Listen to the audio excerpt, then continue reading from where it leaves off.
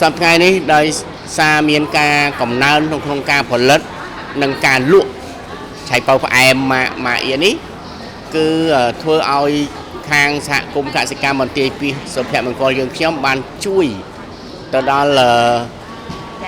ការកែប្រែជីវភាពរស់នៅរបស់ប្រជាពលរដ្ឋនៅក្នុងសហគមន៍ជាការជាក់ស្ដែងប្រជាពលរដ្ឋនៅក្នុងសហគមន៍ក្នុងមួយថ្ងៃយ៉ាងតិចក៏20នាក់ដែរដែលគាត់មកចូលរួមក្នុងការផលិតអញ្ចឹងគាត់មានគ្រប់វ័យដែរមានទាំងពីវ័យពេញកម្លាំងហើយរហូតទៅដល់មនុស្សចាស់អាយុច្រើនបាទ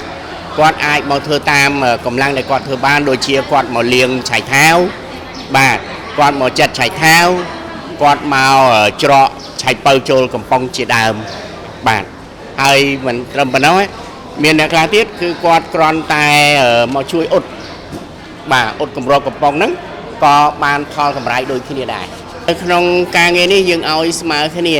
បាទមួយថ្ងៃយើងគិត8ម៉ោងការងារបាទអញ្ចឹងមួយថ្ងៃគឺគាត់អាចទទួលបាន30000រៀល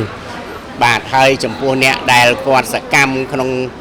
មួយខែអញ្ចឹងគាត់ដូចថាគាត់អត់សូវខកខានទេ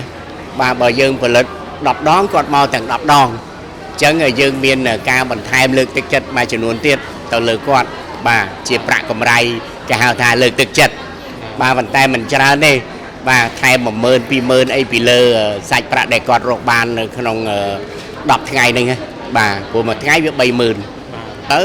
ដោយសារខាងសហគមន៍មានកែច្នៃជាផលិតផលចេញពីផលិតផលកសិកម្មដូចជាឆៃថាវយកមកធ្វើជាឆៃប៉ោអីនឹងជាដើមអញ្ចឹងពួកគាត់ទទួលបានអាកម្រៃការងារហ្នឹងបាទគាត់អាចយកទៅទិញអាហារបាទបន្ថែមលើជីវភាពប្រចាំថ្ងៃបាទគាត់អាចសន្សំក្នុងការទូទាត់ទៅការខ្ចីបំណុលពីខាងក្រៅបាទបានមួយចំនួនតូចដែរហើយមួយទៀតគឺគាត់កាត់បន្ថយនៅការលំបាករបស់កូនចៅឬសាច់ញាតិគាត់ក្នុងការផ្ដល់សាច់ប្រាក់ឲ្យគាត់ប្រចាំខែដែរព្រោះគាត់អាចរកបានដោយខ្លួនឯងបាទហើយមួយទៀតគឺបងប្អូនដឹងស្រាប់អីស្រុកយើងគឺសម្បូរបនសម្បូរការប្រពៃណីអញ្ចឹងគាត់ខំមកធ្វើការមួយខ្ញុំគាត់បាន